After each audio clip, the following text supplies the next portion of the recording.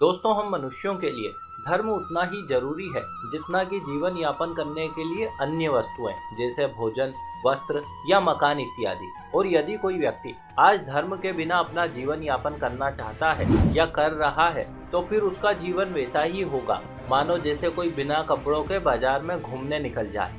निश्चित ही इस सबसे वो समाज में हंसी का पात्र बनेगा, क्योंकि जीने के लिए जो आवश्यक ज्ञान है उसकी उसके पास नितांत ही कमी होगी। बहरहाल जो भी हो, लेकिन हर बार की तरह इस बार भी हम आपके लिए प्राचीन हिंदू ग्रंथों में दिए गए 5 ऐसे श्लोकों का ज्ञान लेकर आए हैं जिनका अनुसरण निश्चित ही आपको मान सम्मान व आदर्श जीवन प्रदान करेगा। तो देर किस बात की, चलिए शुरू करते हैं। नमस्कार और एक बार फिर स्वागत है आप सभी का आपके अपने वीडियो कलश यूट्यूब चैनल पर।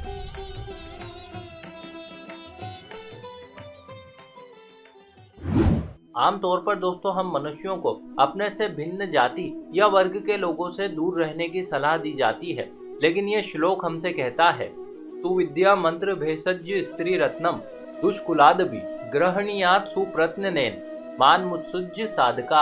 अर्थात यह श्लोक हमें 4 चीजों के संबंध में अति महत्वपूर्ण ज्ञान प्रस्तुत करता है।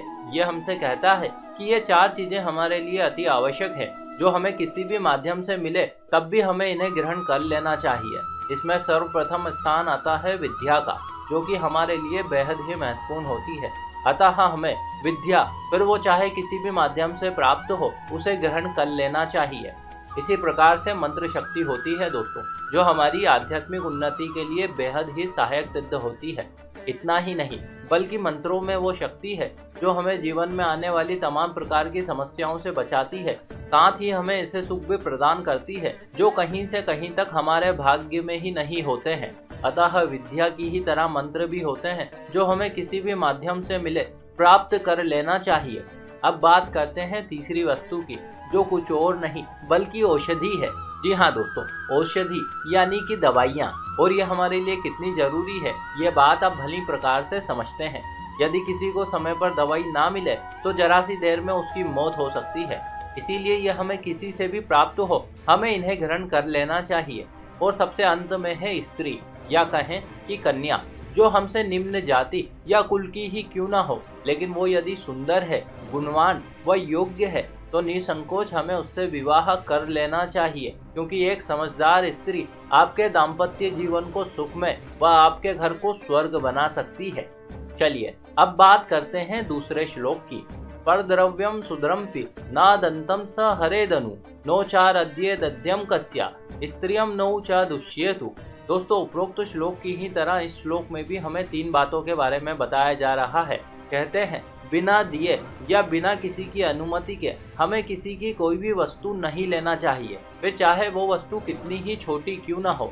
किंतु हाँ, यदि कोई आपको दे या उसे ग्रहण करने की अनुमति दे तो फिर आप उसे अपनी सुविधा अनुसार ले सकते हैं। अब दूसरी बात दोस्तों, यदि कभी संयोगवश हमें किसी अन्य के द्वारा किए गए पाप का पता चल जाए तो हमें कभी भी उसके पाप को किसी अन्य से नहीं कहना चाहिए, बल्कि हो सके तो इस प्रकार की बातों को उसी क्षण देखा अनदेखा कर भुला देना चाहिए।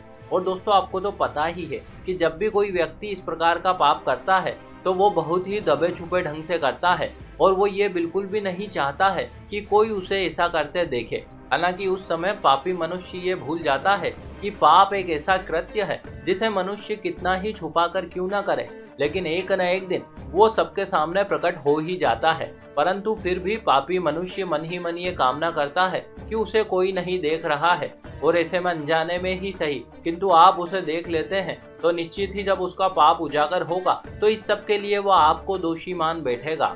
अतः आप इसका ध्यान रखिएगा।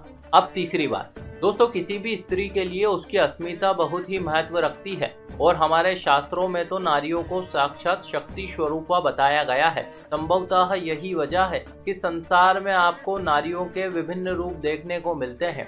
अतः दोस्तों, उपरोक्त सभी बातों के अलावा ये श्लोक कहता है कि हमें भूल कर भी ना तो कभी किसी स्त्री को दूषित करना चाहिए और ना ही कभी उस पर लांछन लगाना चाहिए, क्योंकि किसी अबला की हाई कला में बहुत ही बल होता है। अब भले ही आप माने या ना माने, लेकिन कोई स्त्री यदि किसी को बद्दुआ दे दे तो फिर उक्त का विनाश होने से कोई नहीं रोक सकता है, और रावण जैसा अभिमानी इसका जीवंत उदाहरण है। चलिए अब बात करते हैं तीसरे श्लोक की। न ब्रायद नृत्यम साक्ष्यम कृत्यम साक्ष्यम न लोपयेत प्राणतयै नृत्यम प्रायत तुमहत्य कार्य साधने। दोस्तों ये श्लोक हमें झूठ व गवाही के संबंध में दो अति महत्वपूर्ण बातें बताता है। ये हमसे कहता है कि हमें कभी भी झूठी गवाही नहीं देना चाहिए और इसका कारण आपको पता है। आप जानते हैं कि आपका एक छोटा सा कृत्य कैसे उक्त का व उसके परिवार का जीवन तबाह कर सकता है।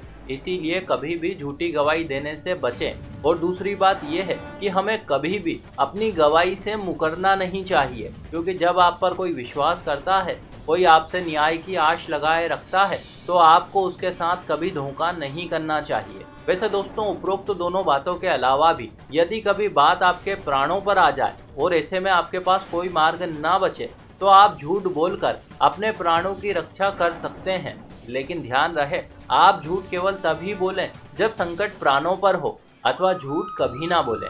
चलिए अब बात करते हैं चौथे श्लोक की। कहते हैं जाया पत्योश्च पित्रोश्च भ्रातोश्च स्वामी भृत्ययोः भगिन्योर मित्रयोर भेदम न कुर्याद गुरु शिष्ययोः। अर्थात हमें कभी भी पति पत्नी, माता पिता, भाई भाई, स्वामी सेवक, बहन बहन, मित्र मित्र व गुरु शिष्य इत्यादि के बीच आपसी मुटाव उत्पन्न नहीं करवाना चाहिए। दरअसल इस प्रकार के कृत्य निकृष्ट कृत्यों की श्रेणी में आते हैं और इस प्रकार का कृत्य करने वाला व्यक्ति अत्यंत ही निकृष्ट होता है। अतः आप इस प्रकार के निंदनीय कृत्य से बचें।